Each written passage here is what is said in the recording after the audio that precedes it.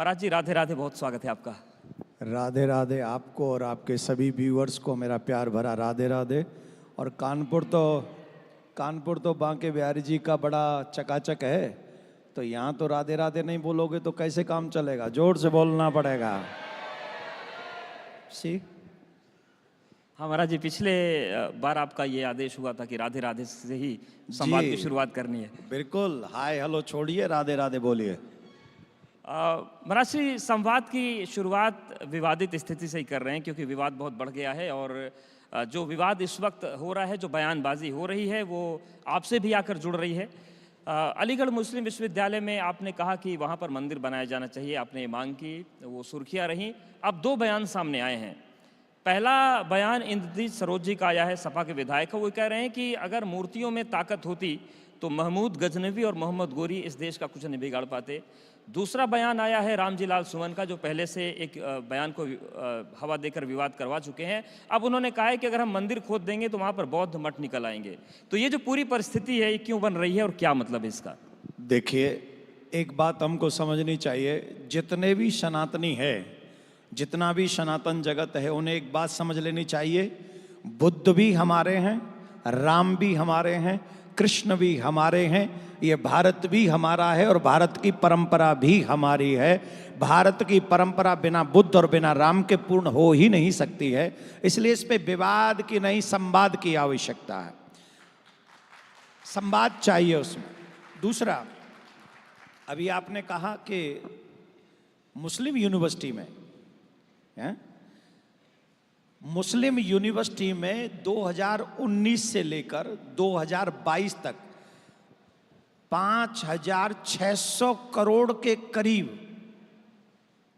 सरकार ने उसमें फंड भेजा है, उसकी प्रगति के लिए, उत्थान के लिए, आगे आगे काम के लिए। कितना? 5,500 करोड़।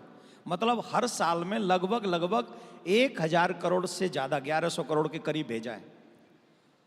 और वो सरकार का फंड है, और सरकार का फंड है मुस्लिम यूनिवर्सिटी के लिए, जिस यूनिवर्सिटी में कम से कम 22 है, क्योंकि मुझे बाद में पता है, मैंने पहले 5-6 बोली थी क्योंकि मुझे पता ही नहीं था, बाद में पता चला कि 22 से 24 मस्जिदें उसमें, सरकार का पैसा, और 22 से 24 मस्जिद मुस्लिम समुदाय की। I am not against, it's okay, you can do what ever you like. लेकिन अगर वहीं मेरे 4-5 हजार हिंदू बच्चे पढ़ते हैं, अगर वो हिंदू बच्चे ये कहते हैं कि मुझे भी वहाँ एक प्रार्थना करने के लिए मंदिर चाहिए, तो फिर उसमें किसी को परहेज क्यों है? क्योंकि अगर सरकार पैसा दे रही है तो सरकार का पैसा मुस्लिमों के विकास के लिए भी होगा और सनातनियों के विकास के लिए भी होगा, और ये मेरा फंडामेंटल राइट है, ये मेरा अधिकार है। क्यों इससे मुझे वंचित किया जाएगा? क्यों मुझे इससे वंचित किया जाएगा? मैंने क्या अपराध किया है? हिंदू होने का अपराध तो नहीं है ना इस देश में, हिंदू होना अपराध तो नहीं है ना। तो अगर मैं कहता हूं कि तुम अपने खुदा की वर्शिप करो, तो उन्हें भी कहना चाहिए कि आप भी अपने भगवान की वर्शिप करो, तब जाके भाईचारा पूरा होगा। ऐसा नहीं हो सकता माय डियर कि हमें तो भाई बोलते जाओ, हम कहें कि आप हमारे भाई और तुम हमें चारा बना के सियावर रामचंद्र की जय। No my dear, no, tit for tat. जिस भाषा में आप समझोगे हम उसी भाषा का प्रयोग करेंगे, और हमारी पहली ऑप्शन है कि हम शास्त्र की भाषा, प्रेम की भाषा का प्रयोग करें। अगर आपको समझ में आती है तो आप समझिए। लेकिन उधर से ये तर्क दिया जाता है कि चारा तो उन लोगों को बनाया जा रहा है, उनका 3 तलाक खत्म कर दिया जाता है, उनका वक्फ का कानून खत्म कर दिया जाता है। मंदिर बनाना है तो किसी और विश्वविद्यालय में बना लीजिए, एएमयू में क्यों? हाँ, तो आप ये चीज हो गई ना क्लियर के भाईचारा। देखो कितनी प्रॉब्लम है। एक तरफ तो ये कहा जा रहा है कि भाईचारा, हाँ, चारा हमें बनाया जा रहा है, और वक्फ बोर्ड किसने बनाया था? 1954 में वक्फ बोर्ड बना, किसने बनाया था? जब तुमने धर्म के नाम पे एक कंट्री ले ली थी, एक देश डिवाइड हो गया था, पाकिस्तान बन गया था, तो पाकिस्तान बनने के बाद में वक्फ बोर्ड यहां क्यों? और अगर वक्फ बोर्ड है तो उसके पेपर दिखाने में क्या तकलीफ है? सरकार ने ये तो नहीं कहा कि वक्फ बोर्ड की जमीन जायज नहीं होगी। जिनके पेपर आपके हाथ में होंगे वो आपको दे दिए जाएंगे कि आपके पेपर हैं, आपकी जमीन है।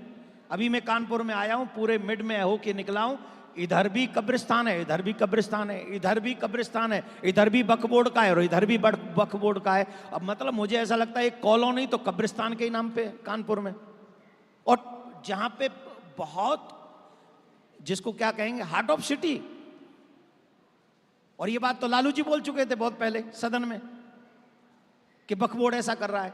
तो अगर मैं गलत कह रहा हूं तो इसका मतलब लालू जी भी गलत कह रहे हैं। ये तो बहुत पहले उनकी डिमांड थी। हम ये कह रहे हैं कि वक्फ बोर्ड, जितनी आपकी जमीन है, जितने आपके पेपर हैं, आपको ले लेना चाहिए, आपको जमीन लेनी चाहिए। लेकिन 1500 साल पुराने मंदिर को लोग कह देते हैं कि ये मंदिर हमारा है, जहां हिंदू लोग पूरे गांव में पूरे हिंदू है और सिर्फ 2 मुस्लिम है। उन 2 घरों को छोड़ दिया जाता है और बाकी के सब घरों को कह दिया जाता है कि ये जो है वक्फ की प्रॉपर्टी है। What is this? ये न्याय है हम लोगों के साथ? ये न्याय है? ये पूरे सनातनी जगत के साथ अन्याय है। और इस बात को सनातनी बोलने से डरता है। और जब तक ये डरेगा तब तक हर जगह वक्फ बोर्ड की होगी। और जिस दिन डरना बंद कर देगा उस दिन पूरी जमीन जो है भारत की होगी, और भारत की जो है होनी चाहिए।